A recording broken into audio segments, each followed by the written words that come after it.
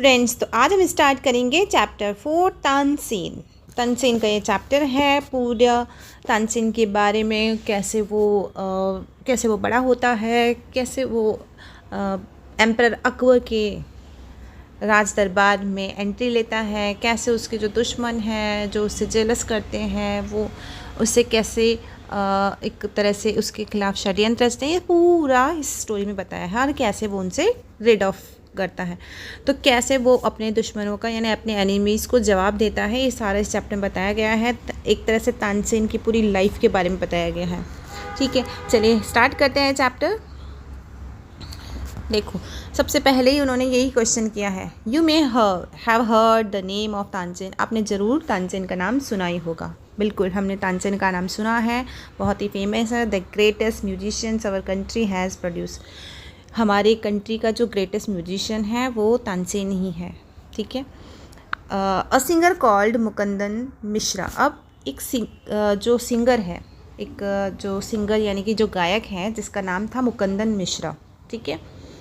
And his wife lived in a Behat near Gwalior. Gwalior के पास में एक बेहात नाम का गांव था, वहाँ पर मुकुंदन मिश्रा और उसकी वाइफ रहते थे। Tansen was their only child. Tansen उनकी इकलौती संतान थे। यानी तानसेन के फादर का नाम था मुकुंदन मिश्रा और मदर का नाम नहीं दे रखा है ना। ठीक है। It is sad that he was a naughty child. ऐसा कहा जाता है कि वो बहुत ही शैतान बच्चा था, यानी तानसेन बचपन में बहुत शैतानी करते थे। Often he run away to play in the forest. अक्सर वो क्या करते थे, रन अवे टू प्ले, खेलने के लिए फॉरेस्ट में भाग जाया करते थे। And soon learn to imitate perfectly the calls of birds and animals. और जल्दी उन्होंने बर्ड्स को, ठीक है, बर्ड्स को और एनिमल्स की जो आवाज़ें होती है उनको कॉपी करना सीख लिया, यानी कि वैसी की वैसी वो आवाज़ें निकालने लग गए। वो सीख गए थे कि कैसे बर्ड्स चिपिंग करती है, कैसे लायन रॉर करता है, ये सारा वो बहुत जल्दी ही सीख गए थे। क्योंकि वो रोज़ रोज़ खेलने के लिए अगर कोई जंगल में जाएगा, फॉरेस्ट में जाएगा, तो ज़रूर वो उन लोगों की उन एनिमल्स और बर्ड्स को इमिटेट करना, उनकी आवाज़ को कॉपी करना सीख ही जाएगा। ठीक है, आगे बढ़ते हैं। क्या होता है फिर, अब क्या होता है, एक और फेमस सिंगर जिनका नाम था स्वामी हरिदास। ठीक है। Was once travelling through the forest. उस जंगल में एक दिन, उसी जंगल में जिस जंगल में वो रोज़ बर्ड्स और एनिमल्स को इमिटेट करने जाते थे, तो उसी जंगल में एक दिन वहाँ से एक फेमस सिंगर जिनका नाम था स्वामी हरिदास वहाँ से निकले अपने डिसाइपल्स के साथ। डिसाइपल कौन होते हैं, उनके शिष्यों के साथ वो निकले। टायर्ड, थके हुए थे। The group settle down to rest in a shady grove. Grove क्या होता है, बहुत सारे जो पेड़ों का झुंड होता है ना, तो ऐसे ही एक झुंड में, एक तरह से ये समझ लीजिए गार्डन टाइप है ना, तो जहाँ पे बहुत सारे पेड़ हों, तो वहाँ पे छायादार वृक्षों की छाया में वो पूरे, क्योंकि थके हुए थे, तो वो पूरा का पूरा ग्रुप सेटल डाउन हो गया, वहाँ पे बैठ गया। Tansen saw them. तानसेन ने उनको देख लिया। अब स्ट्रेंजर्स इन द फॉरेस्ट, वो अपने आप को बोलते हैं, अच्छा जंगल में अजनबी आए हैं। It will be fun to frighten them. कितना मज़ा आएगा उनको डरा कर। He hid behind a tree. वो एक पेड़ के पीछे छुप गया। And roared like a tiger. और टाइगर की तरह दहाड़ने लगा। The little group of travels scattered in a fear. अब जो डिसाइपल्स का ग्रुप था वो तो डर के मारे इधर उधर भाग गया, मतलब इधर उधर दौड़ने लगे। वो तो स्कैटर्ड हो गया, बिखर गया, क्योंकि वो झुंड का झुंड एक जगह बैठा हुआ था। अब तो कोई इधर गया, कोई इधर गया, स्कैटर्ड हो गया पूरा ग्रुप। बट स्वामी हरिदास, जो कि उनके गुरु थे, कॉल दैम टुगेदर। वापस उनको साथ में बुलाया कि इधर आओ भाई, यहाँ वहाँ मत जाओ, इधर आओ। डोंट बी अफ्रेड, डरो मत। उन्होंने उनको कहा, tigers are not always dangerous. Tigers हमेशा डेंजरस नहीं होते हैं। क्यों? क्योंकि स्वामी हरिदास ने पहचान लिया था कि ये रियल टाइगर की आवाज़ नहीं है। Let's look for this one. चलो इस टाइगर को तलाश करते हैं। ये टाइगर क्या है, डेंजरस नहीं है। इस टाइगर की तलाश करते हैं, है कहाँ पर। Suddenly one of his man, अचानक उनमें से जो उनके डिसाइपल्स हैं उनमें से एक ने उस स्मॉल बॉय को देख लिया, यानी तानसेन को देख लिया। हाइडिंग बिहाइंड अ ट्री, पेड़ के पीछे छुपते हुए देख लिया। There are no tigers here master. यहाँ पर कोई टाइगर्स नहीं है मास्टर। कोई टाइगर्स नहीं है यहाँ पर मास्टर। ही सेड, उसने कहा, ओनली दिस नॉटी बॉय, केवल ये नॉटी शैतान बच्चा है यहाँ पर तो बस। अब स्वामी हरिदास ने पहचान लिया कि भाई यही हमें डरा रहा था, लेकिन उन्होंने उसको पनिश नहीं किया, डिड नॉट पनिश हिम, उसको पनिश नहीं किया। He went to Tansen's father, वह तानसेन के फादर के पास गए और उनको बोला, your son is very naughty, तुम्हारा बेटा बहुत शैतान है। He is also very talented, लेकिन साथ ही बहुत टैलेंटेड भी है। I think I can make him a good singer, मुझे लगता है मैं इसको बहुत अच्छा सिंगर बना सकता हूँ, क्योंकि वो इमिटेट करता है तो जल्दी से कॉपी कर लेगा चीज़ों को, वॉइस को, साउंड को वो जल्दी से पकड़ लेगा, तो मैं इसको बहुत अच्छा सिंगर बना सकता हूँ। अब तानसेन जब 10 साल का था तभी वो स्वामी हरिदास के साथ चला गया, ठीक है। ही लिव्ड विथ हिम 11 ईयर्स, 10 साल की उम्र में गया और 11 साल उनके साथ रहा, तो समझ लो 21 साल का वो अभी हो चुका है, ठीक है। जब लर्निंग म्यूज़िक, वो म्यूज़िक सीख रहा था and become a great singer, बहुत अच्छा सिंगर बन चुका था, 21 साल की एज तक बहुत अच्छा सिंगर बन चुका था। एट अबाउट दिस टाइम, अभी तक मतलब 21 साल की उम्र में हिज पेरेंट्स डाइड, उसकी पेरेंट्स मर भी चुके थे, मतलब जब तक वो 21 साल का हुआ उसके पेरेंट्स भी एक्सपायर हो गए, डाइड, मर गए। अब जो मुकुंदन मिश्रा थे, यानी उनके जो फादर थे, उनकी डाइंग विश, यानी कि उनकी जब हम मरते हैं तो जो मरने वाले की जो इच्छा होती है वो पूरी की जाती है, तो उनकी डाइंग विश क्या थी, was Tansen should visit Mohammad Ghaus. उनकी इच्छा थी कि तानसेन ज़रूर मोहम्मद गाउस से मिले। अब मोहम्मद गाउस कौन थे ये देख लेते हैं। Gauss was a Holi man, बहुत ही एक पवित्र आदमी थे, यानी बहुत अच्छे साधु टाइप के इंसान थे। Mukundan Mishra had long been devoted him, क्योंकि मुकुंदन मिश्रा खुद भी, यानी उनके फादर, तानसेन के फादर खुद भी उनके प्रति बहुत डिवोटेड रहे थे, ठीक है, और अक्सर उनसे मिलने जाया करते थे जब वो जीवित थे। मोहम्मद गाउस से वो मिलने जाया करते थे, कौन, मुकुंदन मिश्रा, जो तानसेन के फादर थे। तो उसने सोचा कि मेरा बेटा तानसेन भी मोहम्मद गाउस से मिले, तो मरते हुए की इच्छा को पूरा किया जाता है, तो उसने सोचा कि मैं अपने फादर की इच्छा को ज़रूर पूरा करूँगा।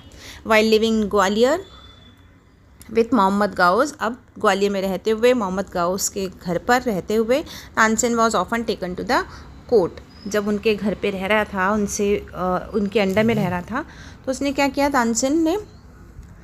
तानसेन को अक्सर कहाँ ले जाया जाता था, रानी मृगनयनी के दरबार में ले जाया जाता था अक्सर। Who was a great musician her self, वो खुद भी एक बहुत ही ग्रेट, महान संगीतज्ञ थी। देयर ही मैट, वहाँ पर वो किससे मिला, देखो, रानी मृगनयनी के दरबार में रहते हुए वो मिला किससे, he met and married one of the ladies of the court, her name was Husaini, Husaini से मिला। हुसैनी कौन थी, हुसैनी रानी मृगनयनी के दरबार में ही थी और उससे उन्होंने शादी भी कर ली, ठीक है, हुसैनी से तानसेन ने शादी भी कर ली। हुसैनी भी ऑल्सो बिकेम स्वामी हरिदास डिसाइपल, हुसैनी भी स्वामी हरिदास की शिष्य बन गई थी, ठीक है। स्वामी हरिदास का शिष्य तानसेन तो पहले ही थे और हुसैनी भी बन गई उनकी शिष्य। Tansen and Husaini had 5 children, Tansen और हुसैनी के 5 बच्चे थे। Who were all very musical, जो कि वो खुद भी बहुत म्यूज़िक से को फॉन्ड ऑफ करते थे, यानी कि बहुत पसंद करते थे, वो खुद भी म्यूज़िकल थे, यानी बहुत ही अच्छे थे म्यूज़िक में।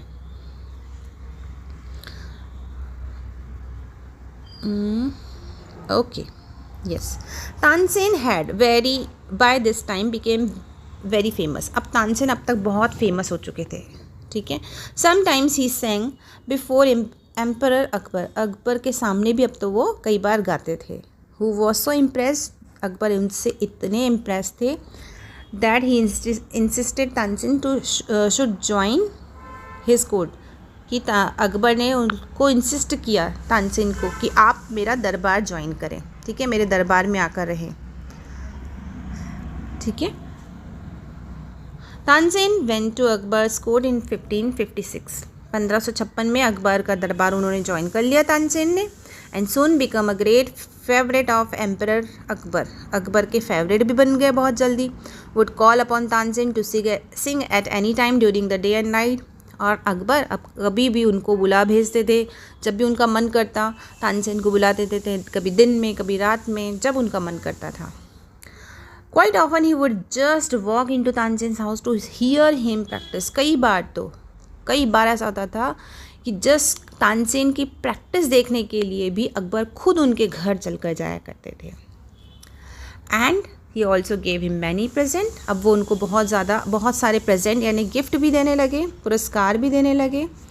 सम of the courtiers became jealous of Tansen. अब कुछ जो कोर्टियर्स थे, दरबारी थे, वो तानसेन से जलने लगे क्योंकि इतनी ज़्यादा सम्मान उनको प्राप्त नहीं था, ना पुरस्कार ना इतना सम्मान, तो वो जलने लगे. अब we shall never be able to rest till Tansen is ruined. अब वो दरबारी सब एक हो गए और बोले कि हम तब तक चैन से नहीं बैठेंगे जब तक कि तानसेन को सबक नहीं सिखा देते या उसका हम कुछ बिगाड़ नहीं लेते, यानी कि उसको जब तक हम उन अकबर की नज़रों में गिरा नहीं देते तब तक हम चैन से नहीं बैठेंगे. ठीक है, उन्होंने डिक्लेयर कर दिया. ये डिक्लेयर का मतलब आपस में निश्चय किया. वन ऑफ द कोर्टियर, अब एक कोर्टियर था जिसका नाम था शौकत मियाँ. उसने कहा मेरे पास बहुत ही अच्छा आइडिया है, ब्राइट आइडिया है उसके पास. देखते हैं कौन सा आइडिया है.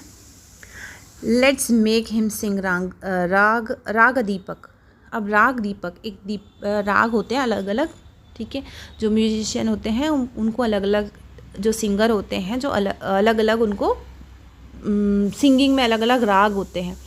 तो उन्होंने कहा कि अच्छा ऐसा करते हैं, तानसेन को बोलते हैं कि राग दीपक गाओ. ठीक है, तानसेन से राग दीपक गवाते हैं.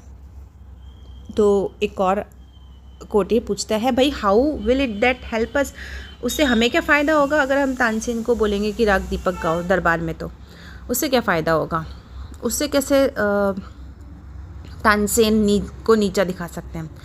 तो अब वो बोलता है इफ़ राग दीपक इज़ प्रॉपरली संग. अगर राग दीपक अच्छे से गाया जाए ना, ठीक है, it makes the air so hot. तो हवा इतनी गर्म हो जाती है. ये जो इंसान जो सिंगर इसको गाता है वो हवा को इतना गर्म कर देता है कि वो सिंगर खुद भी बर्न टू एशेस यानी जलकर राख हो जाता है. Tansen is very good singer. अब हम सबको पता है तानसेन बहुत अच्छा सिंगर है. अगर वो राग दीपक गाएगा वो डेफिनेटली मर जाएगा. ही विल डाई, मर जाएगा वो, और हमें उससे छुटकारा मिल जाएगा. गेट रिड ऑफ हिम, छुटकारा मिलना, रिड ऑफ हिम मतलब छुटकारा मिल जाएगा हमें तो उससे. ठीक है, देखते हैं अब आगे क्या करते हैं. अब शौकत मियाँ जाते हैं अकबर के पास, वेंट टू अकबर, और बोलते हैं वी डोंट थिंक तानसेन, हमें नहीं लगता तानसेन कोई अच्छा सिंगर है. चलिए उसका टेस्ट ले लेते हैं. उसको बोलो, टेल हिम, उसको बोलो कि राग दीपक गाए, क्योंकि जो ग्रेटेस्ट सिंगर होते हैं ना केवल वही ये राग गा सकते हैं. अब अकबर को तो नहीं पता था कि भाई इस राग को गाने से इस तरह से कोई कॉन्सिक्वेंसेस होता है. तो अकबर तो बड़े शौक से बोलता है कि हाँ हाँ क्यों नहीं, वो तो गाएगा, वो गा सकता है. तानसेन तो कुछ भी गा सकता है भाई, अकबर ने कहा. और तानसेन तो डर गया क्योंकि उसे तो पता था ना कि भाई राग दीपक गाने से इतनी हवा निकालनी पड़ती है गरम गरम मुंह से कि हम खुद ही जलकर राख हो जाते हैं. तानसेन को डर था, बहुत ज़्यादा डर था, लेकिन वो राजा के कहे हुए को डिसओबे थोड़ी नहीं कर सकता. राजा ने उनको बोल दिया था कि हाँ ज़रूर गाएगा, तो वो कैसे डिसओबे कर सकता है उसके कहे हुए को. वेरी वेल माय लॉर्ड, उसने कहा ठीक है, जहाँ पर ना आप जैसा बोलेंगे वैसा होगा, लेकिन give me some time to prepare myself, मुझे कुछ समय दो ताकि मैं अपने आप को तैयार कर सकूँ इस राग दीपक को गाने के लिए. तानसेन घर गया. बहुत he had never been more downcast, इतना दुखी वो कभी नहीं हुआ था. इतना ज़्यादा उसके मन में जो दुख था, एक तरह से अनहैप्पी, नाखुश था वो इतना कभी नहीं हुआ था. उसने कहा मैं गा सकता हूँ raag Deepak. He told to his wife, अपनी वाइफ को बताया मैं गा सकता हूँ, लेकिन जो हीट उसमें से निकलेगी ना, वो ना केवल जो लैंप रखे होते हैं, जो सामने दीपक रखे होते हैं, उनको भी जला देगी, बल्कि वो मुझे भी जलाकर राख कर देगी. वो गरम जो हवा निकलती है मुंह से, वो दीपक को ही नहीं जलाएगी बल्कि मुझे भी जलाकर राख कर देगी. अब उसको एक आइडिया आता है. तानसेन को एक आइडिया आता है, और वो आइडिया क्या होता है चलिए देखते हैं। Then he had an idea, उसके पास एक आइडिया था। इफ़ समवन सिंग्स राग मेघ एट द सेम टाइम, उसने कहा अगर उसी समय कोई राग, जिस समय मैं राग दीपक गा रहा हूँ उसी समय अगर कोई राग मेघ गा दे अच्छे से, सिंग इट प्रॉपरली, अच्छे से गाए तो क्या होगा, तो बारिश आएगी। राग दीपक से आग जलेगी, राग मेघ से, मेघ मीन्स होता है बारिश, उससे बारिश आ जाएगी। पर हैव्स आवर डॉटर, उसने कहा हाँ शायद हमारी डॉटर, हमारी पुत्री इसको गा सकती है, सरस्वती, हाँ, और उसकी जो फ्रेंड है रूपवती, ये दोनों मिलकर ये काम कर सकती हैं, कुड डू इट, उसने कहा। अब उसने सिखाना चालू किया दोनों लड़कियों को राग मेघ अच्छे से गाना। अब उन्होंने प्रैक्टिस की बहुत दिन और रात, 2 हफ्तों तक लगातार प्रैक्टिस की। तानसेन ने उसको बताया कि तुम्हें वेट करना पड़ेगा, ऐसा नहीं कि कभी भी गा दो, नहीं, तुम्हें वेट करना पड़ेगा, जब तक दीपक नहीं जलते हैं तब तक तुम्हें राग मेघ शुरू नहीं करना है। जब दीपक जलेंगे तब तुम स्टार्ट करोगी राग मेघ गाना।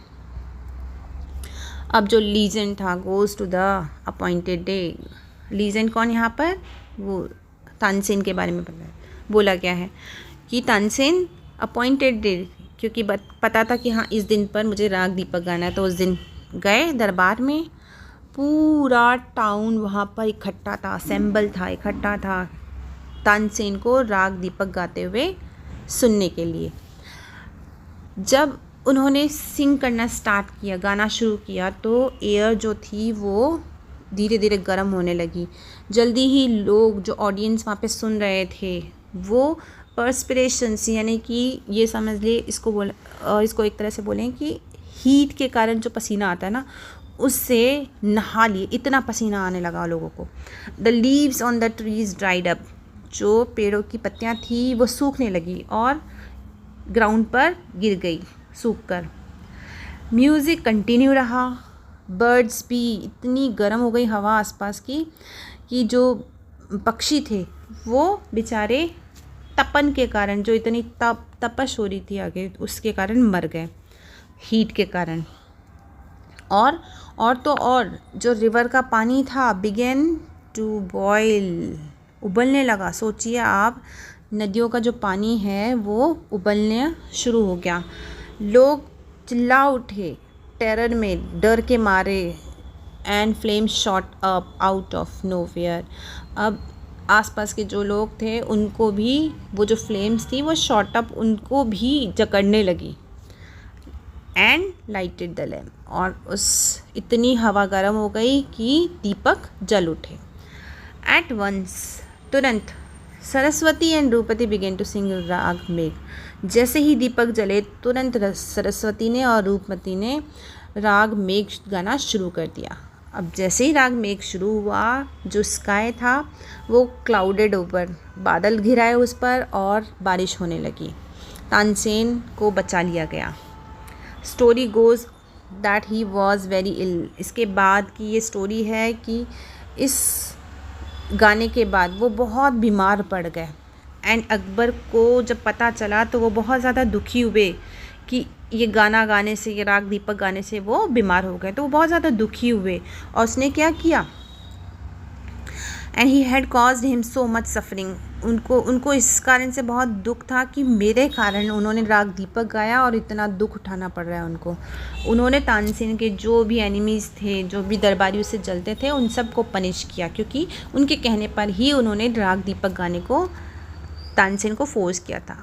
तानसेन जब अच्छे हो गए, गॉट वेल, जब ठीक हो गए, द एंटायर सिटी रिजॉइस, पूरे सिटी में एक उत्सव का माहौल था, सभी बहुत ज़्यादा खुश हुए।